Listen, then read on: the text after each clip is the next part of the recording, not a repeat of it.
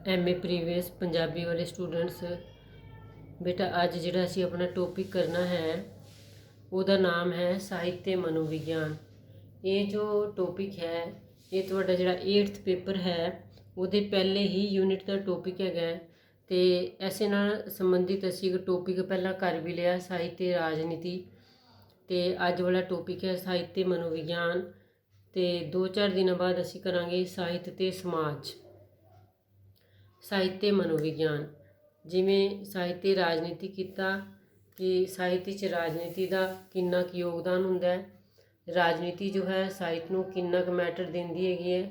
ਅਤੇ ਇਸੇ ਤਰ੍ਹਾਂ ਜੋ ਹੈ ਸਾਹਿਤਯ ਮਨੋਵਿਗਿਆਨ ਹੁੰਦਾ ਮਨ ਦੀਆਂ ਗੱਲਾਂ, ਕਿ ਇਹਦਾ ਕਿੰਨਾ ਪ੍ਰਭਾਵ ਮਨੋਵਿਗਿਆਨ ਦਾ ਲਿਟਰੇਚਰ ਦੇ ਉੱਤੇ ਰਹਿੰਦਾ ਹੈ, ਇਹ ਦੇਖਣਾ ਅਸੀਂ। ਕਾਫੀ ਥੋੜ੍ਹਾ ਲੈਂਥੀ ਟੌਪਿਕ ਹੈਗਾ, ਇਸ ਲਈ ਇਹਨੂੰ ਛੇਤੀ ਸ਼ੁਰੂ ਕਰਦੇ ਹੈਗੇ ਆਪਾਂ। ਦੇਖੋ ਬੇਟਾ ਉੱਪਰ ਦੇਖੋ ਜਿੱਥੋਂ ਦੀ ਸ਼ੁਰੂ ਹੋ ਰਿਹਾ ਟੌਪਿਕ, ਹੋਰ ਭਾਸ਼ਾਵਾਂ ਦੇ ਸਾਹਿਤ ਵਾਂਗ ਪੰਜਾਬੀ ਭਾਸ਼ਾ ਦੇ ਸਾਹਿਤਕ ਖੇਤਰ ਵਿੱਚ ਸਾਹਿਤਯ ਮਨੋਵਿਗਿਆਨ ਦੇ ਆਪਸੀ ਸੰਬੰਧਾਂ ਬਾਰੇ ਚਰਚਾ ਪਿਛਲੇ 2-3 ਦਹਾਕਿਆਂ ਤੋਂ ਜ਼ੋਰ ਫੜ ਰਹੀ ਪ੍ਰਤੀਤ ਹੁੰਦੀ ਹੈ। ਜਿਸ ਤਰ੍ਹਾਂ ਜਿਹੜੇ ਬਾਕੀ ਲਿਟਰੇਚਰ ਨੇ ਨਾ, ਬਾਕੀ ਭਾਸ਼ਾਵਾਂ ਦੇ ਲਿਟਰੇਚਰ ਨੇ, ਜਿਵੇਂ ਉਹਨਾਂ ਦੇ ਵਿੱਚ ਜੋ ਹੈ ਸਾਹਿਤਯ ਮਨੋਵਿਗਿਆਨ ਦੇ ਆਪਸੀ ਸੰਬੰਧਾਂ ਦੀ ਚਰਚਾ ਜ਼ੋਰ ਫੜ ਰਹੀ ਹੈ, ਉਸੇ ਤਰ੍ਹਾਂ ਜੋ ਹੈ ਪੰਜਾਬੀ ਨਾਲ ਵੀ ਹੈ।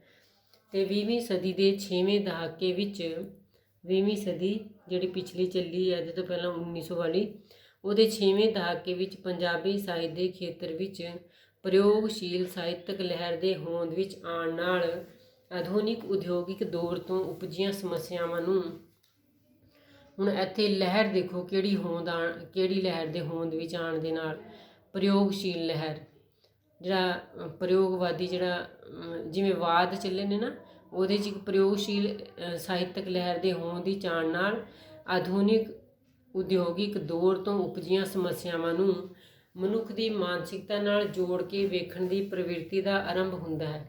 ਮਤਲਬ ਕਿ ਜਿੰਨਾ ਬੰਦਾ ਮੋਡਰਨ ਹੁੰਦਾ ਚਲਾ ਗਿਆ ਓਨਾ ਹੀ ਉਹ ਮਾਨਸਿਕ ਪੱਖੋਂ ਜੋ ਹੈ ਬਿਮਾਰ ਹੁੰਦਾ ਚਲਾ ਗਿਆ। ਬਹੁਤ ਸਾਰੇ ਜਿਹੜੇ ਉਹਨੂੰ ਨੇ ਆਪਣੇ ਬੰਦੇ ਨੂੰ ਜੋ ਹੈ ਆਪਣੇ ਇਕੱਲੇਪਣ ਕਾਰਨ ਦੁਨੀਆ, ਕਿਉਂਕਿ ਪੂਰਾ ਜਿਹੜਾ ਵਿਸ਼ਵ ਹੈ ਉਹ ਇੱਕ ਘਰ ਬਣ ਗਿਆ ਹੈ, ਟੈਕਨੋਲੋਜੀ ਇੰਨੀ ਜ਼ਿਆਦਾ ਤਰੱਕੀ ਕਰ ਗਈ ਹੈ, ਪਰ ਮਨੁੱਖ ਜੋ ਹੈ ਅੰਦਰੋਂ ਦੀ ਇਕੱਲਾ ਹੈ, ਅੰਦਰੋਂ ਦੀ ਖਾਲੀ ਹੈ। ਇਹ ਸਾਰੀਆਂ ਜਿਹੜੀਆਂ ਗੱਲਾਂ ਨੇ ਇਹਨਾਂ ਨੂੰ ਜਦੋਂ ਲਿਟਰੇਚਰ ਵਿੱਚ ਜੋੜ ਕੇ ਲਿਖਿਆ ਜਾਂਦਾ ਹੈ ਅਤੇ ਉਹ ਜੋ ਹੈ ਮਨੋਵਿਗਿਆਨ ਨਾਲ ਸੰਬੰਧਿਤ ਲਿਟਰੇਚਰ ਹੁੰਦਾ ਹੈ। ਮਾਨਸਿਕਤਾ ਨਾਲ ਜੋੜ ਕੇ ਵੇਖਣ ਦੀ ਪ੍ਰਵਿਰਤੀ ਦਾ ਆਰੰਭ ਹੁੰਦਾ ਹੈ ਅਤੇ ਵਿਸ਼ਵ ਸਾਹਿਤ ਦੇ ਖੇਤਰ ਵਿੱਚ ਮਨੋਵਿਗਿਆਨ ਅੰਸ਼ਾਂ ਦੀ ਹੋਂਦ ਉਸ ਸਮੇਂ ਤੋਂ ਵੇਖਣ ਨੂੰ ਮਿਲਦੀ ਹੈ। ਕਦੋਂ ਤੋਂ ਦੇਖਣ ਨੂੰ ਮਿਲਦੀ ਹੈ? ਵਰਲਡ ਪੱਧਰ 'ਤੇ ਕਦੋਂ ਤੋਂ, ਕਿਸ ਵੇਲੇ ਤੋਂ ਜੋ ਹੈ ਮਨੋਵਿਗਿਆਨ ਸਾਹਿਤ ਦੇ ਅੰਤਰਗਤ ਆਉਣਾ ਆਰੰਭ ਹੋਇਆ, ਇਹ ਉਸ ਵੇਲੇ ਦੀ ਗੱਲ ਹੈ। ਪਲੈਟੋ ਜਿਹੜਾ ਬੇਟਾ ਵਿਦਵਾਨ ਹੈ, ਤੁਸੀਂ ਉਹਦੇ ਨਾਲ ਸੰਬੰਧਿਤ ਪਲੈਟੋ ਦਾ ਕਾਵਿ ਸ਼ਾਸਤਰ ਪਿਛਲੇ ਸਮੈਸਟਰ 'ਚ ਤੁਸੀਂ ਇਹਦੇ ਨਾਲ ਸੰਬੰਧਿਤ ਟੌਪਿਕ ਕਰਕੇ ਆਏ ਹੋ ਪਲੈਟੋ। ਅਤੇ ਇੱਥੇ ਆਪਾਂ ਗੱਲ ਕਰ ਰਹੇ ਸੀ ਕਿ ਵਿਸ਼ਵ ਪੱਧਰ 'ਤੇ ਕਦੋਂ ਮਨੋਵਿਗਿਆਨ ਜੋ ਹੈ ਉਹ ਸਾਹਿਤ ਦੇ ਖੇਤਰ ਵਿੱਚ ਆਉਣਾ ਆਰੰਭ ਹੋਇਆ। ਦੇਖੋ, ਜਦੋਂ ਪਲੈਟੋ ਨੇ ਕਾਵਿ ਦੀ ਹੋਂਦ ਵਿਧੀ ਦਾ ਆਧਾਰ, ਜਦੋਂ ਪਲੈਟੋ ਨੇ ਪੋਇਟਰੀ ਦੀ ਕਾਵਿ ਵਿਧੀ ਦਾ ਆਧਾਰ ਜੋ ਹੈ ਕਵੀ ਦੇ ਪਾਗਲਪਣ ਦੀ ਅਵਸਥਾ ਨੂੰ ਮੰਨਿਆ, ਉਸ ਵੇਲੇ ਤੋਂ ਹੀ ਜੋ ਹੈ ਸਾਹਿਤ ਦੇ ਖੇਤਰ ਵਿੱਚ ਮਨੋਵਿਗਿਆਨ ਦੀ ਹੋਂਦ ਵੇਖਣ ਨੂੰ ਮਿਲਦੀ ਹੈ। ਅਰਸਤੂ ਨੇ ਤਰਾਸਦੀ ਦੀ ਪਰਿਭਾਸ਼ਾ ਕਰਦਿਆਂ, ਤੁਹਾਨੂੰ ਪਤਾ ਹੈ ਕਿ ਪਲੈਟੋ ਤੋਂ ਬਾਅਦ ਜੋ ਹੈ ਅਰਸਤੂ ਉਹਦਾ ਚੇਲਾ ਸੀਗਾ। ਅਰਸਤੂ ਵੀ ਜੋ ਹੈ ਜਦੋਂ ਤਰਾਸਦੀ ਦੀ ਪਰਿਭਾਸ਼ਾ, ਜਦੋਂ ਤੁਸੀਂ ਟ੍ਰੈਜਡੀ ਵਾਲਾ ਕੁਐਸਚਨ ਕੀਤਾ ਅਰਸਤੂ ਦਾ, ਉਹਦੇ 'ਚ ਅਰਸਤੂ ਨੇ ਤਰਾਸਦੀ ਦੀ ਪਰਿਭਾਸ਼ਾ ਕਰਦਿਆਂ ਕਿਹਾ ਕਿ ਇੱਕ ਸਫਲ ਦੁਖਾਂਤ ਸਾਡੇ ਮਨ ਅੰਦਰ ਤਰਸ ਤੇ ਭੈ ਦੇ ਭਾਵ ਉਸਾਰ ਕੇ ਸਾਡੇ ਮਨ ਵਿਚਲੇ ਭਰਮ ਤੇ ਭੈ ਦੇ ਪੂਰਵ ਸਥਿਤ ਭਾਵਾਂ ਦੀ ਸ਼ੁੱਧੀਕਰਨ ਕਰਦਾ ਹੈ। ਅਰਸਤੂ ਵੀ ਜੋ ਹੈ ਜਦੋਂ ਟ੍ਰੈਜਡੀ ਵਾਲੀ ਗੱਲ ਕਰਦਾ ਹੈ, ਦੁਖਾਂਤ ਵਾਲੀ ਗੱਲ ਕਰਦਾ ਹੈ ਨਾ ਆਪਣੇ ਕਾਵਿ ਸ਼ਾਸਤਰ ਵਿੱਚ, ਪੋਇਟਰੀ ਦੇ ਕਾਵਿ ਸ਼ਾਸਤਰ ਵਿੱਚ, ਉਸ ਵੇਲੇ ਜੋ ਹੈ ਉਹ ਕੀ ਕਹਿੰਦਾ ਹੈ ਕਿ ਸਾਡੇ ਮਨ ਦੇ ਜਿਹੜੇ ਡਰ ਨੇ ਉਹ ਕਿਵੇਂ ਦੂਰ ਹੋਣਗੇ ਜਦੋਂ ਅਸੀਂ ਆਪਣੇ ਮਨ ਨੂੰ ਇੱਕ ਵਾਰੀ ਉਸ ਡਰ ਵਿੱਚ ਪਾਵਾਂਗੇ। ਮਤਲਬ ਕਿ ਉਸ ਵੇਲੇ ਤੋਂ ਹੈ ਮਨ ਅਤੇ ਸਾਹਿਤ ਨਾਲ ਸੰਬੰਧਿਤ ਗੱਲਾਂ ਆਰੰਭ ਹੋ ਗਈਆਂ ਸੀ। ਜਦੋਂ ਪਲੈਟੋ ਅਤੇ ਅਰਸਤੂ ਨੇ ਕਾਵਿ ਸ਼ਾਸਤਰ ਦੀ ਗੱਲ ਕੀਤੀ।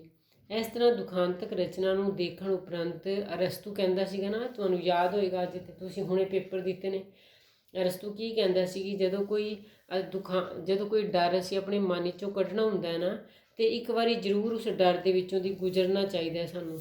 ਜਿਵੇਂ ਇਸ ਤਰ੍ਹਾਂ ਦੁਖਾਂਤਕ ਰਚਨਾ ਨੂੰ ਦੇਖਣ ਉਪਰੰਤ ਅਸੀਂ ਹਲਕੇ ਫੁਲਕੇ ਤੇ ਨਿਰਮਲ ਬਿਰਤੀ ਵਾਲੇ ਬਣ ਜਾਂਦੇ ਹਾਂ। ਇਸ ਤਰ੍ਹਾਂ ਅਰਸਤੂ ਦਾ ਵਿਵੇਚਨ ਸਿਧਾਂਤ ਮਨੋਵਿਗਿਆਨਿਕ ਦ੍ਰਿਸ਼ਟੀ ਤੋਂ ਸਪਸ਼ਟ ਅਤੇ ਸਾਹਿਤਕ ਸਿਰਜਣਾ ਵਿੱਚ ਮਨੋਵਿਗਿਆਨਿਕ ਸੰਕਲਪਾਂ ਨੂੰ ਆਧਾਰ ਬਣਾਉਣ ਦੀ ਪ੍ਰਵਿਰਤੀ ਉਸ ਵੇਲੇ ਤੋਂ ਵਧੇਰੇ ਜ਼ੋਰ ਫੜਦੀ ਹੈ ਜਦੋਂ ਪਲੈਟੋ ਤੇ ਅਰਸਤੂ ਜਿਹੜੇ ਨੇ ਦੋਵੇਂ ਸਾਹਿਤ ਨੂੰ ਜੋ ਹੈ ਮਨ ਦੇ ਨਾਲ ਜੋੜਦੇ ਨੇ। ਉਹਦੇ ਤੋਂ ਬਾਅਦ ਵੇਖੋ ਮਨੋਵਿਗਿਆਨ ਦੇ ਖੇਤਰ ਵਿੱਚ ਫਰਾਇਡ ਤੇ ਐਡਲਰ, ਕਿਹੜੇ ਦੋ ਵਿਦਵਾਨ ਨੇ? ਫਰਾਇਡ ਤੇ ਐਡਲਰ ਦੇ ਮਨੁੱਖੀ ਮਨ ਅਤੇ ਵਿਅਕਤਿਤਵ ਜਾਂ ਸ਼ਖਸੀਅਤ ਸੰਬੰਧੀ ਪ੍ਰਗਟਾਏ ਸੰਕਲਪ ਹੀ ਇਸ ਦ੍ਰਿਸ਼ਟੀ ਦਾ ਵਿਸ਼ਲੇਸ਼ਣ ਕਰਦੇ ਨੇ। ਹੁਣ ਜਿਹੜਾ ਮਨੋਵਿਗਿਆਨ ਦਾ ਜਿਹੜਾ ਮੇਨ ਵਿਦਵਾਨ ਹੈ ਨਾ, ਜਿਹੜਾ ਮੁੱਖ ਵਿਦਵਾਨ ਹੈ, ਉਹਦਾ ਨਾਮ ਹੈ ਫਰਾਇਡ। ਫਰਾਇਡ ਨੇ ਵਿਅਕਤੀ, ਸਮਾਜ, ਸੱਭਿਅਤਾ, ਧਰਮ, ਜੰਗ, ਪ੍ਰਕਿਰਤੀ ਆਦਿ ਅਨੇਕਾਂ ਖੇਤਰਾਂ ਸੰਬੰਧੀ ਆਪਣੇ ਵਿਚਾਰ ਪੇਸ਼ ਕੀਤੇ। ਮਤਲਬ ਕਿ ਇਹ ਨਹੀਂ ਹੈ ਕਿ ਫਰਾਇਡ ਨੇ ਸਿਰਫ ਮਨ ਨਾਲ ਸੰਬੰਧਿਤ ਗੱਲਾਂ ਕੀਤੀਆਂ, ਬਹੁਤ ਸਾਰੇ ਜਿਹੜੇ ਨੇ ਉਹਨੇ ਖੇਤਰਾਂ ਨਾਲ ਸੰਬੰਧਿਤ ਗੱਲਾਂ ਕੀਤੀਆਂ। ਪਰ ਉਸ ਦਾ ਮਨੋਵਿਸ਼ਲੇਸ਼ਣਵਾਦੀ ਸਿਧਾਂਤ ਇੱਕ ਚਿਕਿਤਸਾ ਪ੍ਰਣਾਲੀ ਵਜੋਂ ਹੋਣ ਦੀ ਚਾਹਿਆ। ਉਹਨੇ ਨਾ ਮਨੋਵਿਗਿਆਨ ਸੰਬੰਧੀ, ਮਨ ਸੰਬੰਧੀ ਜਿਹੜੀ ਵਿਚਾਰਧਾਰਾ ਫਰਾਇਡ ਨੇ ਪੇਸ਼ ਕੀਤੀ ਸੀਗੀ ਨਾ, ਉਹ ਸੀਗੀ ਮੈਡੀਕਲ ਦੇ ਖੇਤਰ ਵਿੱਚ। ਉਹਨੇ ਇਹ ਪ੍ਰਣਾਲੀ ਨੂੰ ਹੋਂਦ ਵਿੱਚ ਲਿਆਂਦਾ ਸੀਗਾ ਕਿ ਸਾਡਾ ਮਨ ਜੋ ਹੈ ਉਹ ਅਚੇਤ ਤੇ ਸੁਚੇਤ ਦੋ ਪੱਧਰ 'ਤੇ ਕੰਮ ਕਰਦਾ ਹੈਗਾ, ਤੇ ਉਹਨੇ ਜੋ ਹੈ ਚਿਕਿਤਸਾ ਦੇ ਪੱਧਰ ਵਿੱਚ ਹੋਂਦ 'ਤੇ ਲਿਆਂਦੀ ਸੀਗੀ। ਤੇ ਇਸ ਵਿਧੀ ਦੁਆਰਾ ਮਨੁੱਖ ਨੂੰ ਆਪਣੇ ਅਚੇਤ ਮਨ ਨੂੰ ਫਰੋਲਣ ਤੇ ਦੱਬੀਆਂ ਹੋਈਆਂ ਭਾਵਨਾਵਾਂ ਨੂੰ ਉਜਾਗਰ ਕਰਨ, ਤੇ ਇਹ ਵਾਲੀ ਜਿਹੜੀ ਵਿਧੀ ਜੋ ਫਰਾਇਡ ਨੇ ਹੋਂਦ ਵਿੱਚ ਲਿਆਂਦੀ ਸੀਗੀ, ਉਹਦੇ ਨਾਲ ਬੰਦਾ ਜੋ ਹੈ ਆਪਣੇ ਅਚੇਤ ਮਨ ਵਿੱਚ ਪਈਆਂ ਗੱਲਾਂ ਨੂੰ, ਮਤਲਬ ਕਿ ਉਹਨੂੰ ਜੋ ਹੈ ਬੰਦੇ ਨੂੰ ਇੱਕ ਸਮੋਹਨ ਦੀ ਅਵਸਥਾ ਵਿੱਚ ਲਿਆਇਆ ਜਾਂਦਾ ਹੈ, ਤੇ ਫਿਰ ਜਿਹੜੇ ਉਹਦੇ ਮਨ ਦੇ ਅੰਦਰ ਜਿਹੜੀਆਂ ਗੱਲਾਂ ਪਈਆਂ ਹੁੰਦੀਆਂ ਨੇ ਉਹ ਬਾਹਰ ਲਿਆਈਆਂ ਜਾਂਦੀਆਂ ਨੇ। ਤੇ ਫਰਾਇਡ ਵਰਗੇ ਜਿਹੜੇ ਵਿਦਵਾਨ ਨੇ ਨਾ, ਉਹ ਜਦੋਂ ਸਾਹਿਤਕ ਪੱਧਰ 'ਤੇ ਮਨੋਵਿਗਿਆਨ ਦੀ ਗੱਲ ਕਰਦੇ ਨੇ, ਉਸ ਵੇਲੇ ਵੀ ਉਹ ਇਹੋ ਕਹਿੰਦੇ ਨੇ ਕਿ ਲੇਖਕ ਜੋ ਹੈ ਨਾ, ਉਹ ਆਪਣੇ ਅਚੇਤ ਮਨ ਵਿੱਚ ਦੱਬੀਆਂ ਭਾਵਨਾਵਾਂ ਨੂੰ ਲਿਟਰੇਚਰ ਵਿੱਚ ਲਿਖਦਾ ਹੈ, ਲਿਟਰੇਚਰ ਰਾਹੀਂ ਪੇਸ਼ ਕਰਦਾ ਹੈਗਾ। ਉਹਦੀ ਆਪਣੀ ਪਰਸਨਲ ਲਾਈਫ ਵਿੱਚ ਜਿਹੜੀਆਂ ਕਮੀਆਂ ਹੁੰਦੀਆਂ ਨੇ ਨਾ, ਫਿਰ ਉਹ ਉਹਨਾਂ ਨੂੰ ਲਿਖ ਕੇ ਪੇਸ਼ ਕਰਦਾ ਹੈ, ਲਿਖ ਕੇ ਪੂਰੀਆਂ ਕਰਦਾ ਹੈ। ਜਿਵੇਂ ਵਾਰਿਸ ਸ਼ਾਹ ਦਾ ਐਗਜ਼ਾਮਪਲ ਪੰਜਾਬੀ ਲਿਟਰੇਚਰ ਵਿੱਚ ਦੇ ਲੈਂਦੇ ਹੈਗੇ ਆਪਾਂ ਕਿ ਵਾਰਿਸ ਸ਼ਾਹ ਜੋ ਹੈ, ਜਿਵੇਂ ਭਾਗਭਰੀ ਨਾਮ ਦੀ ਇੱਕ ਕੁੜੀ ਨੂੰ ਪਿਆਰ ਕਰਦਾ ਸੀ, ਪਰ ਉਹਨੂੰ ਉਹ ਮਿਲੀ ਨਹੀਂ। ਉਸੇ ਦਰਦ ਨੂੰ ਜੋ ਹੈ ਉਹਨੇ ਹੀਰ ਦੇ ਕਿੱਸੇ ਦੇ ਰੂਪ ਵਿੱਚ ਬਿਆਨ ਕੀਤਾ, ਤੇ ਬੜੀ ਜੋ ਹੈ ਉਹਨੂੰ ਸਫਲਤਾ ਪ੍ਰਾਪਤ ਹੋਈ। ਮਤਲਬ ਕਿ ਉਹਦੇ ਆਪਣੇ ਮਨ ਦੀ ਗੱਲ ਸੀ। ਇਹ ਹੈ ਮਨੋਵਿਗਿਆਨ ਨਾਲ ਲਿਟਰੇਚਰ ਦਾ ਸੰਬੰਧ। ਫੋਰ ਐਗਜ਼ਾਮਪਲ ਹੀਰ ਤੇ ਵਾਰਿਸ ਸ਼ਾਹ ਦੀ ਹੀਰ ਨਾਲ ਤੁਸੀਂ ਇਹਨੂੰ ਬੜੀ ਆਸਾਨੀ ਨਾਲ ਸਮਝ ਸਕਦੇ ਹੋ। ਦੇਖੋ ਬੇਟਾ, ਇਹ ਜੋ ਪੇਜ ਨੰਬਰ 2 ਹੈਗਾ, ਉੱਪਰ ਤੁਸੀਂ ਵੇਖ ਲਓ, ਕਿਉਂਕਿ ਵੈਸੇ ਮੇਰਾ ਮਨ ਸੀਗਾ ਕਿ ਮੈਂ ਇਹਨੂੰ ਛਡਵਾਉਂਗੀ, ਕਿ ਇਹਨੂੰ ਆਪਾਂ ਨਹੀਂ ਕਰਾਂਗੇ ਕਿ ਬਹੁਤ ਲੈਂਥੀ ਹੋ ਜਾਏਗਾ ਕੁਐਸਚਨ। ਪਰ ਫਿਰ ਵੀ ਕੁਛ ਇੱਕ ਬੱਚੇ ਹੁੰਦੇ ਨੇ ਜਿਨ੍ਹਾਂ ਨੂੰ ਲੱਗਦਾ ਹੈ ਕਿ ਉਹਨਾਂ ਨੇ ਸਾਰਾ ਹੀ ਕਰਨਾ ਹੈ, ਉਹ ਤੁਸੀਂ ਪਾਊਸ ਕਰਕੇ ਪੜ੍ਹ ਲੈਣਾ ਇਹਨੂੰ। ਮੈਂ ਥੱਲੇ ਲੈ ਕੇ ਜਾ ਰਹੀ ਹਾਂ ਇਹਨੂੰ, ਕੈਮਰੇ ਨੂੰ, ਜਿੱਥੋਂ ਦੀ ਜੋ ਹੈ ਮੈਂ ਤੁਹਾਨੂੰ ਕਰਵਾਉਣਾ ਹੈ। ਦੇਖੋ ਬੇਟਾ, ਅਸੀਂ ਕਰਨਾ ਹੈ, ਇਹ ਜੋ ਹੈ ਕੈਮਰੇ ਦੀ ਸੈਟਿੰਗ ਕਰਨਾ ਵੀ ਬਹੁਤ ਔਖਾ ਕੰਮ ਹੁੰਦਾ। ਦੇਖੋ, ਅਸੀਂ ਕਰਨਾ ਹੈ ਫਰਾਇਡ ਤੋਂ ਪਹਿਲਾਂ ਇਹ ਵਿਸ਼ਵਾਸ ਕੀਤਾ ਜਾਂਦਾ ਸੀ ਕਿ ਮਨੁੱਖ ਦਾ ਵਿਹਾਰ ਨਿਆਏ ਸੰਗਤ ਹੈ ਅਤੇ ਮਨੁੱਖ ਕੁਝ ਵੀ ਬਿਨਾਂ ਸੋਚੇ ਸਮਝੇ ਨਹੀਂ ਕਰਦਾ। ਮਤਲਬ ਕਿ ਫਰਾਇਡ ਤੇ ਇਹ ਕਹਿੰਦਾ ਹੈ ਨਾ ਕਿ ਬੰਦਾ ਆਪਣੇ ਅਚੇਤ ਮਨ ਦੇ ਚਲਾਇਆ ਚੱਲਦਾ ਹੈਗਾ। ਜਿਵੇਂ ਸਾਡੇ ਮਨ ਦੇ ਅੰਦਰ ਗੱਲਾਂ ਪਈਆਂ ਹੁੰਦੀਆਂ ਨੇ, ਉਸ ਤਰ੍ਹਾਂ ਦਾ ਅਸੀਂ ਵਿਹਾਰ ਕਰਦੇ ਹੈਗੇ ਹਾਂ। ਫਰਾਇਡ ਤੋਂ ਪਹਿਲਾਂ ਇਹ ਸੋਚਿਆ ਜਾਂਦਾ ਸੀ ਕਿ ਬੰਦਾ ਜੋ ਹੈ ਜੋ ਕੁਝ ਵੀ ਕਰਦਾ ਹੈ ਸੋਚ ਸਮਝ ਕੇ ਕਰਦਾ ਹੈ। ਪਰ ਫਰਾਇਡ ਨੇ ਮਨੁੱਖੀ ਮਨ ਨੂੰ ਦੋ ਪ੍ਰਮੁੱਖ ਅਵਸਥਾਵਾਂ ਸੁਚੇਤ ਅਤੇ ਅਚੇਤ ਵਿੱਚ ਵੰਡ ਕੇ ਇਹ ਵਿਚਾਰ ਪੇਸ਼ ਕੀਤਾ ਕਿ ਮਨੁੱਖ ਬਹੁਤੀਆਂ ਹਾਲਤਾਂ ਵਿੱਚ ਆਪਣੇ ਅਚੇਤ ਮਨ ਦਾ ਚਲਾਇਆ ਚੱਲਦਾ। ਠੀਕ ਹੈ ਨਾ, ਉਹੀਓ ਗੱਲ ਆ ਗਈ ਕਿ ਬੰਦਾ ਉਹਦੇ ਮਨ ਦੇ ਅੰਦਰ ਜਿਹੜੀਆਂ ਗੱਲਾਂ ਪਈਆਂ ਹੁੰਦੀਆਂ ਨੇ ਉਹਨਾਂ ਦਾ ਚਲਾਇਆ ਚੱਲਦਾ ਹੈ। ਮਨੁੱਖ ਦੇ ਸਾਰੇ ਦੁਖਦਾਈ ਅਤੇ ਸੁਖਦਾਈ ਅਨੁਭਵ ਜਿਹੜੇ ਹੁੰਦੇ ਨੇ ਉਹਦੇ ਅਚੇਤ ਮਨ ਵਿੱਚ ਪਏ ਹੁੰਦੇ ਨੇ। ਜਿੱਥੇ ਉਹ ਲੋੜੀਂਦਾ ਮਾਹੌਲ ਮਿਲਣ 'ਤੇ ਅਚਾਨਕ ਉੱਠ ਕੇ ਮਨੁੱਖ ਨੂੰ ਸੰਬੋਧਨ ਕਰਨ ਲੱਗ ਪੈਂਦੇ ਨੇ। ਮਤਲਬ ਕਿ ਜਿਹੜੀਆਂ ਗੱਲਾਂ ਨੂੰ ਅਸੀਂ ਦਬਾ ਕੇ ਆਪਣੇ ਮਨ ਦੇ ਵਿੱਚ ਰੱਖਦੇ ਹੈਗੇ ਨਾ, ਇਹ ਨਹੀਂ ਪਤਾ ਕਿ ਉਹ ਗੱਲਾਂ ਕਿਹੜੇ ਵੇਲੇ ਉੱਠ ਕੇ ਜੋ ਹੈ ਸਾਨੂੰ ਸੰਬੋਧਿਤ ਕਰਨ ਲੱਗ ਪੈਂਦੀਆਂ ਨੇ, ਸਾਡੀਆਂ ਗੱਲਾਂ ਸਾਨੂੰ ਚਲਾਉਣ ਲੱਗ ਜਾਂਦੀਆਂ ਨੇ ਅਤੇ ਅਸੀਂ ਉਸੇ ਤਰ੍ਹਾਂ ਦਾ ਵਿਹਾਰ ਕਰਦੇ ਹਾਂ ਜਿਸ ਤਰ੍ਹਾਂ ਸਾਡਾ ਮਨ ਅਚੇਤ ਮਨ ਚਾਹੁੰਦਾ ਹੈ। ਅਚੇਤ ਮਨ ਵਿੱਚ ਦਬੀਆਂ ਘੁੱਟੀਆਂ ਇੱਛਾਵਾਂ ਮਨੁੱਖ ਦੇ ਸਮੁੱਚੇ ਵਿਹਾਰ ਉੱਤੇ ਡੂੰਘਾ ਪ੍ਰਭਾਵ ਪਾਉਂਦੀਆਂ ਨੇ ਅਤੇ ਸਾਡੇ ਮਨ ਦੇ ਅੰਦਰ ਜਿਹੜੀਆਂ ਗੱਲਾਂ ਦਬੀਆਂ ਰਹਿ ਜਾਂਦੀਆਂ ਨੇ ਨਾ, ਜਿਹੜੀਆਂ ਘੁੱਟੀਆਂ ਰਹਿ ਜਾਂਦੀਆਂ ਨੇ, ਉਹ ਸਾਡੇ ਵਿਹਾਰ ਦੇ ਉੱਤੇ ਜੋ ਹੈ ਬਹੁਤ ਡੂੰਘਾ ਪ੍ਰਭਾਵ ਪਾਉਂਦੀਆਂ ਨੇ। ਹੁਣ ਦੇਖੋ ਬੇਟਾ, ਉੱਪਰ ਵਾਲਾ ਪੈਰਾਗ੍ਰਾਫ ਵੀ ਵੈਸੇ ਮੈਂ ਕਰਵਾਉਣਾ ਨਹੀਂ ਸੀ ਤੁਹਾਨੂੰ, ਸਿਰਫ ਦੇਖੋ ਦਿਖਾ ਰਹੀ ਹੈਗੀ ਹਾਂ। ਜਿਨ੍ਹਾਂ ਨੇ ਲਿਖਣਾ ਹੈ ਉਹ ਰੋਕ ਕੇ ਲਿਖ ਲੈਣਾ, ਕਿਉਂਕਿ ਇੱਕ ਹੋਰ ਵਿਦਵਾਨ ਹੈ, ਦੇਖੋ ਸੈਕਿੰਡ ਪੈਰਾਗ੍ਰਾਫ ਦੇਖੋ। ਇਸ ਤਰ੍ਹਾਂ ਫਰਾਇਡ ਅਤੇ ਯੁੰਗ, ਕਿਉਂਕਿ ਯੁੰਗ ਵੀ ਇੱਕ ਵਿਦਵਾਨ ਹੈ ਜੋ ਮਨੋਵਿਗਿਆਨ ਸੰਬੰਧੀ ਆਪਣੀ ਵਿਚਾਰਧਾਰਾ ਪੇਸ਼ ਕਰਦਾ ਹੈ। ਫਰਾਇਡ ਅਤੇ ਯੁੰਗ ਮਨੁੱਖੀ ਮਨ ਨੂੰ ਅਚੇਤ ਤੋਂ ਪ੍ਰਭਾਵਿਤ ਹੋਇਆ ਮੰਨਦੇ ਨੇ।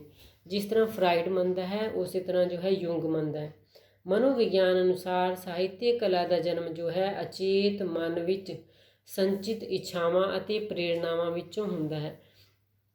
ਹੁਣ ਮਨੋਵਿਗਿਆਨ ਕੀ ਮੰਨਦਾ ਹੈ ਕਿ ਜਿਹੜਾ ਲਿਟਰੇਚਰ ਹੁੰਦਾ ਹੈ ਨਾ, ਚਾਹੇ ਉਹ ਪੋਇਟਰੀ ਹੈ, ਚਾਹੇ ਉਹ ਨਾਵਲ ਹੈ, ਚਾਹੇ ਉਹ ਨਾਟਕ ਹੈ, ਚਾਹੇ ਉਹ ਨਿਬੰਧ ਹੈ, ਕੁਝ ਵੀ ਹੈ, ਉਹਦਾ ਜਨਮ ਜੋ ਹੈ ਉਹਦਾ ਜਨਮ ਕਿੱਥੋਂ ਦੀ ਹੁੰਦਾ ਹੈ? ਸਾਡੇ ਅਚੇਤ ਮਨ ਵਿੱਚ ਸੰਚਿਤ ਇੱਛਾਵਾਂ ਦੀ ਪ੍ਰੇਰਨਾ ਤੋਂ ਹੁੰਦਾ ਹੈ। ਜਿਸ ਤਰ੍ਹਾਂ ਮੈਂ ਤੁਹਾਨੂੰ ਵਾਰਿਸ ਸ਼ਾਹ ਦੀ ਐਗਜ਼ਾਮਪਲ ਦਿੱਤੀ ਕਿ ਉਹ ਭਾਗਭਰੀ ਨੂੰ ਪਿਆਰ ਕਰਦਾ ਸੀਗਾ, ਉਸ ਗੱਲ ਨੂੰ ਤੁਸੀਂ ਧਿਆਨ ਵਿੱਚ ਰੱਖ ਕੇ ਚੱਲੋਗੇ, ਤੁਹਾਨੂੰ ਸਾਰਾ ਕੁਐਸਚਨ ਸਮਝ ਆਉਂਦਾ ਚਲਾ ਜਾਏਗਾ। ਇਸ ਲਈ ਸਾਹਿਤ ਨੂੰ ਸਮਝਣ ਲਈ ਮਨੋਵਿਗਿਆਨਿਕ ਸਿਧਾਂਤਾਂ ਦੀ ਸਾਰਥਕਤਾ 'ਤੇ ਬਲ ਦਿੱਤਾ ਜਾਂਦਾ ਹੈ। ਨੈਕਸਟ ਪੈਰਾਗ੍ਰਾਫ ਦੇਖੋ। ਫਰਾਇਡ ਅਨੁਸਾਰ ਹਰ ਮਨੁੱਖ ਦੀ ਮਾਨਸਿਕ ਅਵਸਥਾ ਵਿੱਚ ਯਥਾਰਥ ਅਤੇ ਇਡਾ ਵਿਚਲੇ ਸੰਘਰਸ਼ ਜਿਹੜਾ ਹੈ ਚੱਲਦਾ ਰਹਿੰਦਾ ਹੈ। ਰਿਐਲਿਟੀ ਅਤੇ ਇਡਾ ਜਿਹੜੀਆਂ ਉਹਦੇ ਮਨ ਦੇ ਅੰਦਰ ਗੱਲਾਂ ਪਈਆਂ ਹੁੰਦੀਆਂ ਨੇ, ਉਹਨਾਂ ਵਿੱਚ ਸੰਘਰਸ਼ ਚੱਲਦਾ ਰਹਿੰਦਾ ਹੈ। ਸਾਹਿਤਕਾਰ ਆਪਣੀ ਸਾਹਿਤ ਰਚਨਾ ਦੁਆਰਾ ਕਿਸੇ ਸੰਘਰਸ਼ ਦਾ ਸਿਰਜਣ ਕਰਦਾ ਹੈ। ਸਾਹਿਤ ਐਸੇ ਸੰਘਰਸ਼ ਦਾ ਸਿਰਜਣ ਕਰਦਾ ਹੈ। ਸਾਹਿਤਕਾਰ ਜੋ ਵੀ ਕੋਈ ਬੰਦਾ ਕਵਿਤਾ ਲਿਖਦਾ ਹੈ, ਨਾਵਲ ਲਿਖਦਾ ਹੈ, ਨਾਟਕ ਲਿਖਦਾ ਹੈ, ਉਹ ਆਪਣੇ ਮਨ ਵਿੱਚ ਉਹਦੇ ਵਿੱਚ ਜਿਹੜਾ ਸੰਘਰਸ਼ ਚੱਲਦਾ ਰਹਿੰਦਾ ਨਾ, ਉਸੇ ਆਧਾਰ 'ਤੇ ਜੋ ਹੈ ਕੋਈ ਵੀ ਸਿਰਜਣਾ ਕਰਦਾ ਹੈ। ਡਾਕਟਰ ਹਰਭਜਨ ਸਿੰਘ ਫਰਾਇਡ ਦੇ ਇਸ ਸੰਕਲਪ ਦੇ ਵਿਰੋਧ ਵਿੱਚ ਸੰਤੁਲਿਤ ਰਾਏ ਪੇਸ਼ ਕਰਦੇ ਹੋਏ ਲਿਖਦੇ ਹਨ ਕਿ ਇਹ ਕਾਵਿ ਕਿਰਤ ਅਵਚੇਤਨ ਵਿੱਚੋਂ ਜਨਮ ਲੈਂਦੀ ਹੈ। ਅਵਚੇਤਨ ਮਨ ਜਿਹੜਾ ਸਾਡਾ ਅੰਦਰ ਵਾਲਾ ਮਨ ਹੈ, ਉਹਦੇ ਵਿੱਚੋਂ ਕੁਝ ਵੀ ਲਿਟਰੇਚਰ ਜੋ ਲਿਖਿਆ ਜਾ ਰਿਹਾ ਉਹ ਜਨਮ ਲੈਂਦਾ ਹੈ, ਪਰੰਤੂ ਫਿਰ ਵੀ ਰਚਨਾ ਸਮੇਂ ਕਵੀ ਸੁਚੇਤ ਯਤਨ ਵੀ ਕਰਦਾ ਹੈ। ਪਰੰਤੂ ਹਰਭਜਨ ਸਿੰਘ ਕਹਿੰਦਾ ਕਿ ਰਾਈਟਰ ਜੋ ਹੈ ਉਹਦੇ ਮਨ ਦੇ ਵਿੱਚ ਜਿਹੜੀਆਂ ਗੱਲਾਂ ਪਈਆਂ ਹੁੰਦੀਆਂ ਨੇ ਉਹਨਾਂ ਨੂੰ ਆਧਾਰ ਬਣਾ ਕੇ ਲਿਟਰੇਚਰ ਲਿਖਦਾ ਹੈ, ਪਰ ਫਿਰ ਵੀ ਉਹ ਸੁਚੇਤ ਪੱਧਰ 'ਤੇ ਵੀ ਕੰਮ ਕਰਦਾ ਹੈਗਾ। ਸਾਰਾ ਕੁਝ ਅਵਚੇਤਨ ਮਨ ਨਾਲ ਨਹੀਂ ਕਰਦਾ। ਕਿਵੇਂ ਕਰਦਾ ਉਹ ਸੁਚੇਤ ਪੱਧਰ 'ਤੇ ਕੰਮ? ਕਿ ਉਹ ਤਾਂ ਰਚਨਾ ਦੇ ਸਮਾਪਤ ਹੋ ਜਾਣ ਤੋਂ ਬਾਅਦ ਵੀ ਉਹਦੀ ਸੁਧਾਈ ਕਰੀ ਜਾਂਦਾ। ਜਿਵੇਂ ਜਦੋਂ ਉਹ ਲਿਖ ਲੈਂਦਾ ਨਾ, ਕੋਈ ਨਾਵਲ ਲਿਖ ਲੈਂਦਾ, ਨਾਟਕ ਲਿਖ ਲੈਂਦਾ, 2-2 3-3 ਵਾਰ ਰਾਈਟਰ ਉਹਨੂੰ ਪੜ੍ਹ ਕੇ ਦੇਖਦਾ ਹੈਗਾ ਕਿਤੇ ਕੋਈ ਕਮੀ ਤਾਂ ਨਹੀਂ ਰਹਿ ਗਈ, ਕਿਤੇ ਕੋਈ ਕਮੀ ਤਾਂ ਨਹੀਂ ਰਹਿ ਗਈ। ਜੇਕਰ ਉਹਨੇ ਪੂਰਾ ਦਾ ਪੂਰਾ ਅਵਚੇਤਨ ਮਨ ਨਾਲ ਲਿਖਿਆ ਹੁੰਦਾ, ਫਿਰ ਉਹ ਸੁਚੇਤ ਹੋ ਕੇ ਕੋਈ ਵੀ ਕੰਮ ਨਾ ਕਰਦਾ। ਇਹਦੇ ਤੋਂ ਬਾਅਦ ਅਗਲਾ ਪੈਰਾਗ੍ਰਾਫ ਦੇਖੋ। ਇਸ ਤਰ੍ਹਾਂ ਸਾਹਿਤਕ ਸਿਰਜਣਾ ਦੀ ਪ੍ਰਕਿਰਿਆ ਨੂੰ ਕੇਵਲ ਮਾਨਸਿਕ ਅਵਸਥਾ ਦੇ ਇੱਕ ਖੰਡ ਤੱਕ ਸੀਮਿਤ ਕਰ ਦੇਣ ਨਹੀਂ ਕੀਤਾ ਜਾ ਸਕਦਾ। ਮਤਲਬ ਕਿ ਸਿਰਫ ਇੱਕ ਕਿ ਅਵਚੇਤ ਪੱਧਰ 'ਤੇ ਹੀ ਅਵਚੇਤਨ ਮਨ ਨਾਲ ਲਿਖਦਾ ਰਾਈਟਰ, ਇਹ ਕਹਿ ਦੇਣਾ ਸਹੀ ਨਹੀਂ ਹੈ।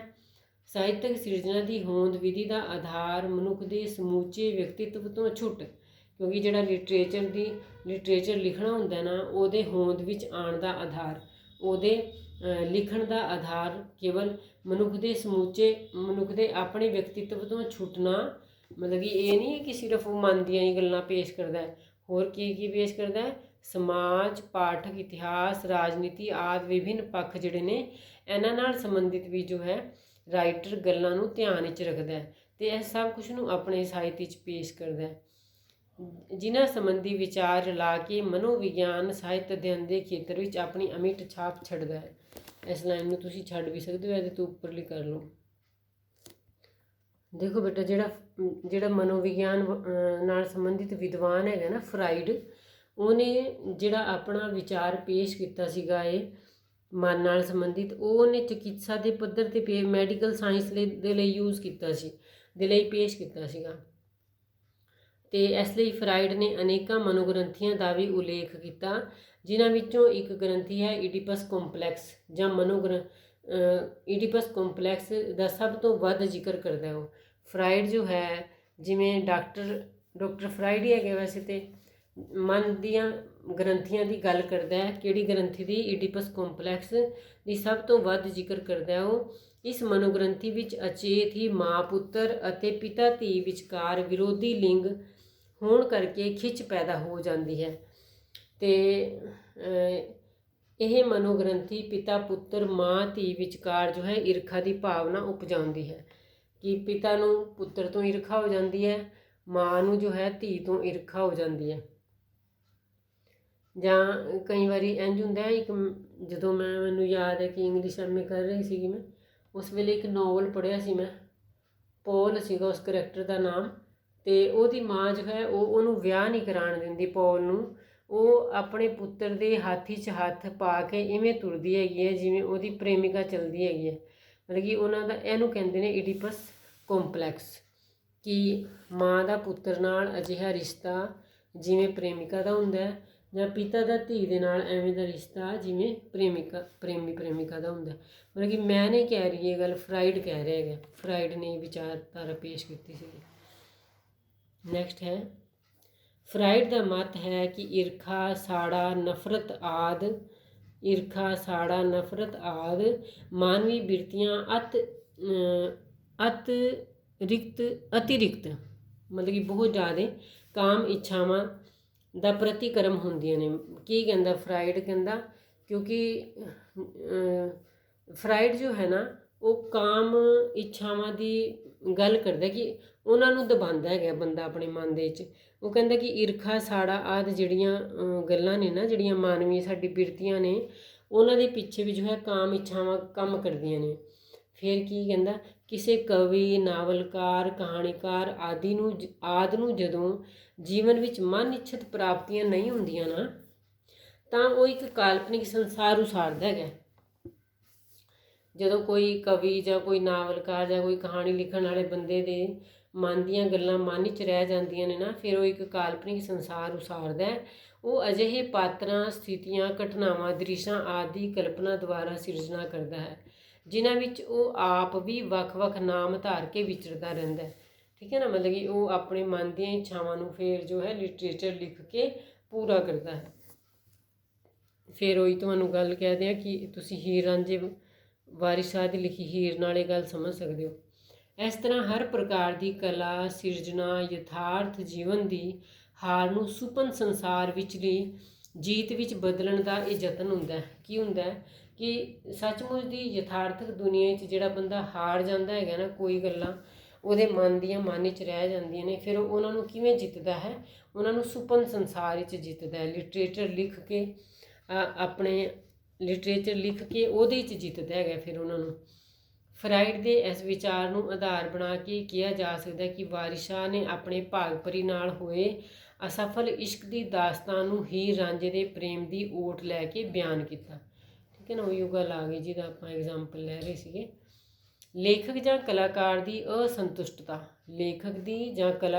ਜਿਹੜੀ ਅਸੰਤੁਸ਼ਟਤਾ ਹੈ ਨੂੰ ਮਨੋਵਿਗਿਆਨਕ ਭਾਸ਼ਾ ਵਿੱਚ ਮਨੋਤਾਪ ਜਾਂ ਮਨੋਰੋਗੀ ਕਿਹਾ ਜਾਂਦਾ ਹੈ।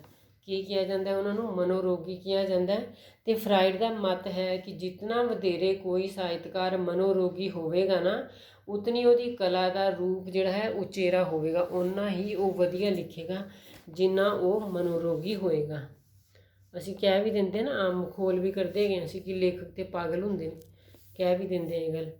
ਅਤੇ ਫਰਾਇਡ ਦੇ ਇਸ ਵਿਚਾਰ ਨੂੰ ਪੰਜਾਬੀ ਸਾਹਿਤ ਉੱਤੇ ਲਾਗੂ ਕਰਕੇ ਕਿਹਾ ਜਾਂਦਾ ਹੈ ਕਿ ਸ਼ਿਵ ਕੁਮਾਰ ਬਟਾਲਵੀ ਦੀ ਕਾਵਿ ਸਫਲਤਾ ਉਸਦੇ ਜੀਵਨ ਵਿਚਲੀ ਪਿਆਰ ਅਸਫਲਤਾ ਵਿੱਚੋਂ ਪੈਦਾ ਹੋਈ। ਅਤੇ ਤੁਹਾਨੂੰ ਪਤਾ ਕਿ ਸ਼ਿਵ ਕੁਮਾਰ ਬਟਾਲਵੀ ਜੋ ਹੈ ਗੁਰਬਖਸ਼ ਸਿੰਘ ਦੀ ਬੇਟੀ ਨੂੰ ਪਿਆਰ ਕਰਦਾ ਸੀਗਾ, ਪਰ ਉਹਨੂੰ ਉਹ ਮਿਲਦੀ ਨਹੀਂ, ਅਤੇ ਉਸ ਅਸਫਲਤਾ ਵਿੱਚੋਂ ਜੋ ਹੈ ਉਹਦੀ ਪੋਇਟਰੀ ਨਿਖਰ ਕੇ ਬਾਹਰ ਆਉਂਦੀ ਹੈਗੀ ਹੈ।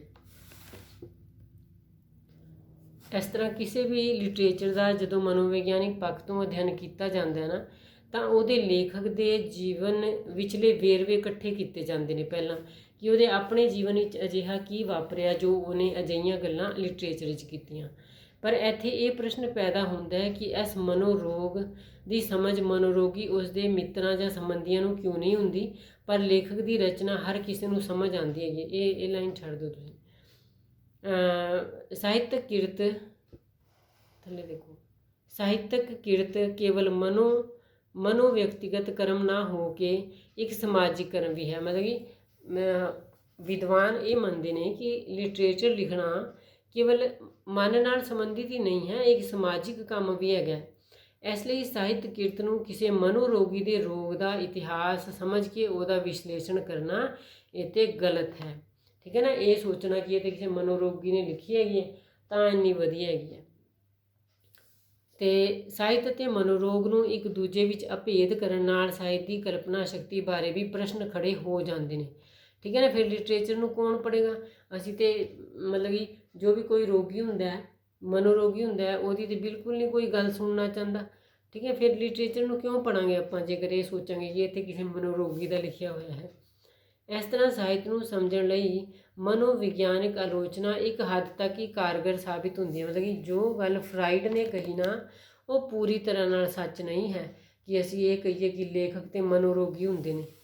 ਠੀਕ ਹੈ ਨਾ, ਫਿਰ ਹੈ ਫਰਾਇਡ ਦਾ ਵਿਚਾਰ ਸੀ ਕਿ ਕਲਾਕਾਰ ਯਥਾਰਥ ਤੋਂ ਪਲਾਇਨ ਕਰਦਾ ਹੈ। ਯਥਾਰਥ ਹੁੰਦਾ ਰਿਐਲਿਟੀ ਤੋਂ, ਕਿਉਂਕਿ ਉਹ ਯਥਾਰਥ ਦੀਆਂ ਮੰਗਾਂ ਪੂਰੀਆਂ ਨਹੀਂ ਕਰ ਸਕਦਾ।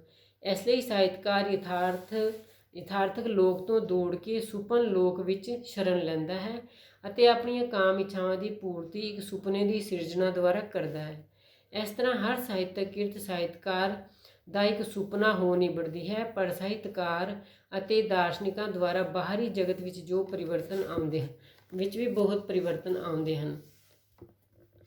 ਫਰਾਇਡ ਉਸ ਵੱਲ ਧਿਆਨ ਨਹੀਂ ਦਿੰਦਾ।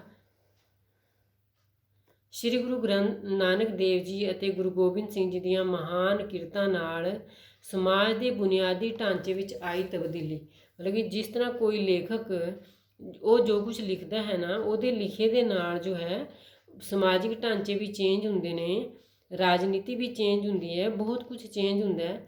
ਇਸੇ ਤਰ੍ਹਾਂ ਦੇਖੋ, ਜਦੋਂ ਗੁਰੂ ਗੋਬਿੰਦ ਸਿੰਘ ਜੀ ਅਤੇ ਗੁਰੂ ਨਾਨਕ ਦੇਵ ਜੀ ਹੋਰਾਂ ਨੇ ਲਿਖਿਆ ਕੁਝ ਵੀ ਲਿਖੀ, ਉਹਨਾਂ ਨੇ ਗੁਰਬਾਣੀ ਲਿਖੀ, ਗੁਰੂ ਗੋਬਿੰਦ ਸਿੰਘ ਜੀ ਨੇ ਚੰਡੀ ਦੀ ਵਾਰ ਲਿਖੀ, ਉਹਦੇ ਨਾਲ ਜੋ ਹੈ ਸਮਾਜ ਦੇ ਬੁਨਿਆਦੀ ਢਾਂਚੇ 'ਚ ਵੀ ਤਬਦੀਲੀ ਆਈ। ਤੇ ਇਸ ਤੱਥ ਦਾ ਪ੍ਰਮਾਣ ਜੋ ਹੈ ਮਨੋਵਿਗਿਆਨਿਕ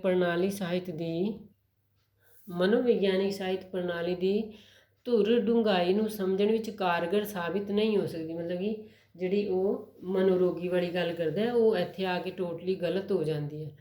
ਹੁਣ ਅਰਸਤੂ ਕਿਹੜਾ ਮਨੋਰੋਗੀ ਸੀਗਾ, ਪਲੈਟੋ ਕਿਹੜਾ ਮਨੋਰੋਗੀ ਸੀਗਾ? ਠੀਕ ਹੈ ਨਾ, ਐਡੇ ਵੱਡੇ ਸੁਕਰਾਤ ਤੇ ਵਿਦਵਾਨ ਹੋਏ, ਇਹ ਕੋਈ ਮਨੋਰੋਗੀ ਸੀਗੇ? ਸਾਹਿਤ ਸਿਰਜਣਾ ਦਾ ਵਾਸਤਵਿਕ ਜਗਤ ਵਿੱਚ ਕੰਮ ਕਰਨ ਦਾ ਇੱਕ ਢੰਗ ਹੈ। ਸਾਹਿਤ ਸਿਰਜਣਾ, ਲਿਟਰੇਚਰ ਨੂੰ ਲਿਖਣਾ ਜੋ ਹੈ, ਇਹ ਵੀ ਇੱਕ ਕੰਮ ਹੈ ਰੀਅਲ ਸੰਸਾਰ ਵਿੱਚ, ਯਥਾਰਥਕ ਜਗਤ ਵਿੱਚ। ਵਿਸ਼ਵ ਪੱਧਰ 'ਤੇ ਆਈਆਂ ਮਹਾਨ ਕ੍ਰਾਂਤੀਆਂ ਪਿੱਛੇ ਮਹਾਨ ਸਾਹਿਤ ਤੇ ਸਾਹਿਤਕਾਰਾਂ ਦੀ ਪ੍ਰੇਰਣਾ ਹੀ ਕੰਮ ਕਰਦੀ ਰਹੀ।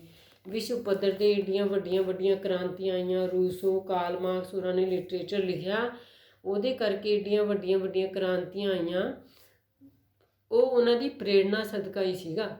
ਇਸ ਪ੍ਰੇਰਣਾ ਨੂੰ ਲੇਖਕ ਦੀ ਕਾਮ ਇੱਛਾ ਦੀ ਸਿਰਜਣਾ ਤੱਕ ਸੀਮਿਤ ਨਹੀਂ ਕੀਤਾ ਜਾ ਸਕਦਾ ਕਿ ਇਹ ਕਹਿ ਦਈਏ ਕਿ ਫਲਾਣਾ ਤੇ ਕਾਮੀ ਹੈਗਾ ਉਹ ਤਾਂ ਲਿਟਰੇਚਰ ਲਿਖ ਰਿਹਾ, ਇਹ ਗਲਤ ਹੈ। ਐਡਲਰ ਦਾ ਮਤ ਸੀ ਕਿ ਕਾਵ ਰਚਨਾ ਦੀ ਦਾਤ ਇੱਕ ਤਰ੍ਹਾਂ ਦੀ ਹਾਨੀ ਪੂਰਤੀ ਹੈ। ਹੁਣ ਇੱਕ ਵਿਦਵਾਨ ਹੈ ਐਡਲਰ, ਜਿਹਦੀ ਆਪਾਂ ਨਾਮ ਪਿੱਛੇ ਪੜ੍ਹ ਵੀ ਲਿਆ, ਉਹ ਕਹਿੰਦਾ ਕਿ ਕਾਵ ਰਚਨਾ ਦੀ ਜਿਹੜੀ ਦਾਤ ਹੁੰਦੀ ਹੈ ਨਾ, ਕੁਝ ਵੀ ਲਿਖਣ ਦੀ ਜਿਹੜੀ ਦਾਤ, ਉਹ ਇੱਕ ਤਰ੍ਹਾਂ ਦੀ ਹਾਨੀ ਪੂਰਤੀ ਹੁੰਦੀ ਹੈ, ਕਿਸੇ ਕਮੀ ਨੂੰ ਪੂਰਾ ਕਰਦੀ ਹੈ। ਇਸ ਵਿਚਾਰ ਅਨੁਸਾਰ ਸੂਰਦਾਸ ਅੰਨਾ ਹੋਣ ਕਰਕੇ ਆਪਣੀ ਸਰੀਰਕ ਘਾਟ ਦੀ ਪੂਰਤੀ ਜੋ ਹੈ ਸਾਹਿਤ ਸਿਰਜਣਾ ਦੁਆਰਾ ਕਰਦਾ ਹੈ। ਇਸ ਸਿਧਾਂਤ ਦੀ ਇਹ ਪ੍ਰਣਾਲੀ ਸਾਹਿਤਕ ਪ੍ਰਾਪਤੀ ਨੂੰ ਲਾਜ਼ਮੀ ਤੌਰ 'ਤੇ ਸਾਹਿਤਕਾਰ ਦੀ ਕਿਸੇ ਕਮਜ਼ੋਰੀ ਨਾਲ ਸੰਬੰਧਿਤ ਕਰਦੀ ਹੈ। ਮਤਲਬ ਕਿ ਇਹਨਾਂ ਵਿਦਵਾਨਾਂ ਦਾ ਤਾਂ ਇਹੋ ਮੰਨਣਾ ਹੈ ਕਿ ਜਿਹੜੀ ਬੰਦੇ ਦੇ ਅੰਦਰ ਕਮਜ਼ੋਰੀ ਹੁੰਦੀ ਹੈ ਨਾ, ਸਾਹਿਤ ਰਚਨਾ ਉਹਦੇ ਕਰਕੇ ਕਰ ਰਿਹਾ ਉਹ। ਇਸ ਵਿਚਾਰ ਨੂੰ ਆਧਾਰ ਬਣਾ ਕੇ ਕਿਸੇ ਵੀ ਵਿਗਿਆਨੀ, ਦਾਰਸ਼ਨਿਕ, ਰਾਜੇ, ਵਜ਼ੀਰ ਆਦਿ ਦੀ ਸਫਲਤਾ ਦਾ ਸੰਬੰਧ ਕਿਸੇ ਹੀਣਤਾ ਜਾਂ ਕਮੀ ਨਾਲ ਜੋੜਿਆ ਜਾ ਸਕਦਾ ਹੈ। ਜਦੋਂ ਕਿ ਵਾਸਤਵ ਵਿੱਚ ਅਜਿਹਾ ਨਹੀਂ ਹੁੰਦਾ। ਮਤਲਬ ਕਿ ਇਹਦੇ ਨਾਲ ਇਹਨਾਂ ਦੀ ਗੱਲ ਨੂੰ ਜੇਕਰ ਸਹੀ ਮੰਨੀਏ, ਐਡਲਰ ਦੀ, ਯੂੰਗ ਦੀ, ਫਰਾਇਡ ਦੀ, ਫਿਰ ਤੇ ਜੇਕਰ ਕੋਈ ਬੰਦਾ ਕੁਝ ਤਰੱਕੀ ਕਰ ਰਿਹਾ ਹੈ, ਉਹਦੀ ਤਰੱਕੀ ਨੂੰ ਕਿਸੇ ਨਾ ਕਿਸੇ ਕਮੀ ਨਾਲ ਜੋੜਿਆ ਜਾਂਦਾ, ਜਦੋਂ ਕਿ ਅਜਿਹਾ ਨਹੀਂ ਹੁੰਦਾ। ਮਨੋਵਿਗਿਆਨਿਕ ਆਲੋਚਨਾ ਪ੍ਰਣਾਲੀ ਜਿਸ ਢੰਗ ਨਾਲ ਸਾਹਿਤਕ ਕਿਰਤ ਦਾ ਵਿਸ਼ਲੇਸ਼ਣ ਕਰਦੀ ਹੈ, ਉਸ ਨਾਲ ਸਾਹਿਤ ਦੀ ਸੁਹਜਾਤਮਕ ਸੁੰਦਰਤਾ ਨਸ਼ਟ ਹੋ ਜਾਂਦੀ ਹੈ। ਮਤਲਬ ਕਿ ਲਿਟਰੇਚਰ ਜੋ ਹੈ, ਦੇਖੋ ਬੇਟਾ, ਸੁਹਜਵਾਦ ਵਾਲਾ ਜੀ ਕੁਐਸਚਨ ਕੀਤਾ ਗਿਆ, ਉਹਦੇ ਤੋਂ ਤੁਹਾਨੂੰ ਪਤਾ ਲੱਗਿਆ ਕਿ ਸੁਹਜਵਾਦ ਦਾ ਕੀ ਮਤਲਬ ਹੁੰਦਾ ਹੈ। ਆਨੰਦ ਦਿੰਦਾ ਹੈ ਲਿਟਰੇਚਰ, ਸਾਨੂੰ ਖੁਸ਼ੀ ਦਿੰਦਾ ਹੈਗਾ। ਜੇ ਅਸੀਂ ਇਹ ਲਿਟਰੇਚਰ ਦੇ ਉੱਤੇ ਇਹ ਦਾਗ ਲਾ ਦਿਆਂਗੇ, ਇਹ ਤਾਂ ਕਿਸੇ ਮਨੋਰੋਗੀ ਨੇ ਲਿਖਿਆ ਹੈ, ਤੇ ਫਿਰ ਤੇ ਉਹ ਸਾਨੂੰ ਆਨੰਦ ਹੀ ਨਹੀਂ ਦੇਗਾ। ਹੁਣ ਜੇ ਅਸੀਂ ਸੁਣਦੇ ਹੈਗੇ ਕਿਸੇ ਮਨੋਰੋਗੀ ਦੀ ਗੱਲ ਨਹੀਂ, ਉਹ ਆਨੰਦ ਹੀ ਨਹੀਂ ਦੇਗਾ ਲਿਟਰੇਚਰ ਸਾਨੂੰ, ਜੇਕਰ ਅਸੀਂ ਉਹਦੇ ਉੱਤੇ ਮਨੋਰੋਗੀ ਦੇ ਲਿਖਣ ਦਾ ਠੱਪਾ ਲਾ ਦਿਆਂਗੇ। ਸਾਹਿਤ ਰਚਨਾ ਵਿਚਾਰ ਅਤੇ ਵਸਤੂ ਦੇ ਆਪਸੀ ਜੋੜ ਦਾ ਸਿੱਟਾ ਹੁੰਦੀ ਹੈ। ਕੋਈ ਵੀ ਲਿਟਰੇਚਰ ਲਿਖਣਾ, ਉਹ ਰਾਈਟਰ ਦਾ ਆਪਣਾ ਵਿਚਾਰ ਹੁੰਦਾ ਹੈ, ਅਤੇ ਵਸਤੂ ਕੰਟੈਂਟ ਥੀਮ ਹੁੰਦਾ ਹੈ। ਵਿਚਾਰ ਵਸਤੂ ਨਾਲੋਂ ਨਿਖੇੜ ਕੇ ਵਿਸ਼ਲੇਸ਼ਣ ਕਰਨਾ ਕੋਈ ਅਰਥ ਨਹੀਂ ਰੱਖਦਾ, ਅਤੇ ਜੇਕਰ ਵਿਚਾਰ ਨੂੰ ਥੀਮ ਨਾਲੋਂ ਨਿਖੇੜ ਦਿੱਤਾ ਜਾਏਗਾ ਤੇ ਉਹਦਾ ਕੋਈ ਅਰਥ ਹੀ ਨਹੀਂ ਰਹਿ ਜਾਂਦਾ। ਹਰ ਕਲਾਕਾਰ ਆਪਣੀ ਗੱਲ ਕਹਿਣ ਲਈ ਇੱਕ ਨਿਵੇਕਲਾ ਪ੍ਰਤੀਕ ਪ੍ਰਬੰਧ ਸਿਰਜਦਾ ਹੁੰਦਾ। ਕੋਈ ਵੀ ਰਾਈਟਰ ਜਿਹੜਾ ਹੁੰਦਾ ਹੈ ਨਾ, ਆਪਣੀ ਗੱਲ ਨੂੰ ਕਹਿਣ ਦੇ ਲਈ ਕੋਈ ਨਾ ਕੋਈ ਪ੍ਰਤੀਕ ਜਾਂ ਬਿੰਬ ਸਿਰਜਦਾ ਹੈ, ਅਤੇ ਮਨੋਵਿਗਿਆਨ ਉਸ ਦੇ ਪ੍ਰਤੀਕ ਪ੍ਰਬੰਧੀ ਵਿਆਖਿਆ ਆਪਣੇ ਨਜ਼ਰੀਏ ਤੋਂ ਕਰਦਾ। ਅਤੇ ਕਈ ਵਿਦਵਾਨ ਹੁੰਦੇ ਨੇ, ਉਹਨਾਂ ਨੂੰ ਇਹੋ ਚੰਗਾ ਲੱਗਦਾ ਕਿ ਉਹ ਮਨ ਦੀਆਂ ਗੱਲਾਂ ਨੂੰ ਲਿਟਰੇਚਰ ਵਿੱਚ ਐਡ ਕਰਨ। ਕਈ ਆਲੋਚਕ ਮਨੋਵਿਗਿਆਨ ਨੂੰ ਸਾਹਿਤ ਉੱਤੇ ਇਸ ਤਰ੍ਹਾਂ ਸੰਕੀਰਣਤਾ ਨਾਲ ਲਾਗੂ ਕਰਦੇ ਹਨ ਕਿ ਸਾਹਿਤਕ ਕਿਰਤ ਦੀ ਸਾਹਿਤਕਤਾ, ਸਮਾਜਿਕ ਮੂਲ ਅਤੇ ਸਾਰਥਕਤਾ, ਉਦੇਸ਼ ਆਦਿ ਸਾਰੇ ਹੀ ਨਜ਼ਰ ਅੰਦਾਜ਼ ਕਰ ਦਿੰਦੇ ਨੇ ਕਿ ਉਹ ਰਚਨਾ ਜੋ ਹੈ ਕਿੰਨੀ ਵੈਲਿਊਏਬਲ ਹੈਗੀ ਹੈ, ਕਿੰਨੀ ਉਸ ਰਚਨਾ ਵਿੱਚ ਸਾਹਿਤਕਤਾ ਹੈ, ਉਹਦਾ ਸਮਾਜਿਕ ਮੁੱਲ ਹੈ, ਉਹਦਾ ਸਾਰਥਕ ਉਦੇਸ਼ ਹੈ ਉਸ ਲੇਖਕ ਦਾ ਲਿਖਣ ਦਾ ਉਹਨੂੰ। ਅਤੇ ਫਿਰ ਉਹ ਸਾਰਾ ਕੁਛ ਹੀ ਜੋ ਹੈ, ਜਦੋਂ ਉਹਨੂੰ ਮਨੋਵਿਗਿਆਨ ਨਾਲ ਜੋੜ ਦਿੱਤਾ ਜਾਂਦਾ, ਇਹ ਸਾਰਾ ਕੁਛ ਜੋ ਹੈ ਉਹਦਾ ਨਜ਼ਰ ਅੰਦਾਜ਼ ਹੋ ਜਾਂਦਾ ਹੈ। ਸਿੱਟੇ ਵਜੋਂ ਅਸੀਂ ਆਖ ਸਕਦੇ ਹਾਂ ਕਿ ਅੱਜ ਦੇ ਰਚੇ ਜਾ ਰਹੇ ਸਾਹਿਤ ਉੱਤੇ ਮਨੋ ਵਿਸ਼ਲੇਸ਼ਣਵਾਦੀ ਵਿਧੀ ਦਾ ਪ੍ਰਭਾਵ ਜੋ ਹੈ ਪ੍ਰਤੱਖ ਹੈ। ਮਤਲਬ ਕਿ ਜਿਹੜਾ ਅੱਜ ਕੱਲ੍ਹ ਲਿਟਰੇਚਰ ਲਿਖਿਆ ਜਾ ਰਿਹਾ, ਉਹਦੇ ਵਿੱਚ ਜੋ ਹੈ ਜਿਵੇਂ ਫਲੈਸ਼ਬੈਕ ਰਾਹੀਂ ਕੁਝ ਸੋਚਣਾ, ਇਹਨਾਂ ਵਿਧੀਆਂ ਦਾ ਪ੍ਰਭਾਵ ਬਹੁਤ ਹੈਗਾ ਮਨ ਦੀਆਂ ਗੱਲਾਂ ਸੋਚਣ ਦਾ। ਪਰ ਮਨੋਵਿਗਿਆਨ ਦੀ ਸਾਹਿਤ ਸਿਰਜਣਾ ਲਈ ਵਰਤੋਂ ਲਾਜ਼ਮੀ ਨਹੀਂ, ਸਗੋਂ ਸਹਾਇਕ ਦੇ ਰੂਪ ਵਿੱਚ ਪ੍ਰਵਾਨ ਕੀਤੀ ਜਾ ਸਕਦੀ ਹੈ। ਪਰ ਮਨੋਵਿਗਿਆਨ ਜੋ ਹੈ ਨਾ, ਇਹ ਨਹੀਂ ਹੈ ਕਿ ਇਹ ਜ਼ਰੂਰੀ ਹੈਗਾ ਲਿਟਰੇਚਰ ਦੇ ਲਈ, ਬਹੁਤ ਜ਼ਰੂਰੀ ਹੈਗਾ। ਇਹ ਸਿਰਫ ਇੱਕ ਸਹਾਇਕ ਦੇ ਤੌਰ 'ਤੇ ਕੰਮ ਕਰ ਸਕਦਾ ਹੈ ਮਨੋਵਿਗਿਆਨ, ਪਰ ਇਹ ਜ਼ਰੂਰੀ ਨਹੀਂ ਹੈ ਲਿਟਰੇਚਰ ਦੇ ਲਈ। ਹੋਰ ਆਲੋਚਨਾ ਦ੍ਰਿਸ਼ਟੀਆਂ ਵਾਂਗ ਮਨੋਵਿਗਿਆਨ ਵੀ ਸਾਹਿਤ ਦੀ ਸਿਰਜਣਾ ਅਤੇ ਸਾਹਿਤ ਅਧਿਐਨ ਦੇ ਖੇਤਰ ਵਿੱਚ ਮਹੱਤਵਪੂਰਨ ਰੋਲ ਅਦਾ ਕਰਦਾ ਹੈ। ਜਿਹੜੇ ਬਾਕੀ ਆਲੋਚਨਾ ਦ੍ਰਿਸ਼ਟੀਆਂ ਦੀ ਤਰ੍ਹਾਂ ਹੀ ਮਨੋਵਿਗਿਆਨ ਵੀ ਜੋ ਹੈ ਉਹ ਸਾਹਿਤ ਦੀ ਸਿਰਜਣਾ ਅਤੇ ਸਾਹਿਤ ਅਧਿਐਨ ਦੇ ਖੇਤਰ ਵਿੱਚ ਜੋ ਹੈ ਮਹੱਤਵਪੂਰਨ ਰੋਲ ਅਦਾ ਕਰਦਾ ਹੈ। ਪੰਜਾਬੀ ਸਾਹਿਤ ਵਿੱਚ ਅਜੇ ਤੱਕ ਮਨੋਵਿਗਿਆਨਿਕ ਆਲੋਚਨਾ ਇੱਕ ਸਕੂਲ ਦੇ ਤੌਰ 'ਤੇ ਸਥਾਪਿਤ ਨਹੀਂ ਹੋਈ, ਜਿਵੇਂ ਮਾਰਕਸਵਾਦ ਹੋ ਗਈ, ਸੰਰਚਨਾਵਾਦ ਹੋ ਗਈ, ਇਹ ਅਜੇ ਸਥਾਪਿਤ ਨਹੀਂ ਹੋਈ ਮਨੋਵਿਗਿਆਨ। ਸਾਹਿਤ ਸਮਾਜ ਦੇ ਹੋਰ ਖੇਤਰਾਂ ਦੇ ਵਿਗਿਆਨਿਕ ਦ੍ਰਿਸ਼ਟੀਆਂ ਵਾਂਗ ਮਨੋਵਿਗਿਆਨ ਤੋਂ ਸਹਾਇਤਾ ਪ੍ਰਾਪਤ ਕਰਕੇ ਆਪਣੀ ਹੋਂਦ ਜੋ ਹੈ ਗ੍ਰਹਿਣ ਕਰਦਾ ਹੈ, ਅਤੇ ਇਸ ਲਈ ਸਾਹਿਤ ਕਿਰਤ ਨੂੰ ਸਮਝਣ ਲਈ ਮਨੋਵਿਗਿਆਨ ਦੀ ਸਮਝ ਹੋਣੀ ਵੀ ਜ਼ਰੂਰੀ ਹੈ। ਮਤਲਬ ਕਿਸੇ ਵੀ ਲਿਟਰੇਚਰ ਨੂੰ ਸਮਝਣ ਦੇ ਲਈ ਮਨੋਵਿਗਿਆਨ ਦੀ ਸਮਝ ਹੋਣੀ ਵੀ ਬੜੀ ਜ਼ਰੂਰੀ ਹੈ। ਐਸੇ ਤੱਥ ਵਿੱਚ ਹੀ ਸਾਹਿਤ ਅਤੇ ਮਨੋਵਿਗਿਆਨ ਦੇ ਆਪਸੀ ਸੰਬੰਧਾਂ ਨੂੰ ਸਮਝਿਆ ਅਤੇ ਪਛਾਣਿਆ ਜਾ ਸਕਦਾ ਹੈ। ਠੀਕ ਹੈ ਬੇਟਾ, ਲਿਖ ਲੈਣਾ ਆਪਣੀ ਕਾਪੀਆਂ 'ਤੇ। ਅੱਜ ਮੇਰੀ ਕੁਝ ਤਬੀਅਤ ਵੀ ਨਹੀਂ ਠੀਕ ਸੀਗੀ, ਸ਼ਾਇਦ ਤੁਹਾਨੂੰ ਆਵਾਜ਼ ਤੋਂ ਲੱਗ ਰਿਹਾ ਹੋਏਗੀ ਮੈਡਮ ਐਵੇਂ ਡੋਨ ਜੇ ਪੜ੍ਹਾ ਰਹੇ ਨੇ, ਫਿਰ ਵੀ ਓਕੇ ਬੇਟਾ, ਥੈਂਕ ਯੂ।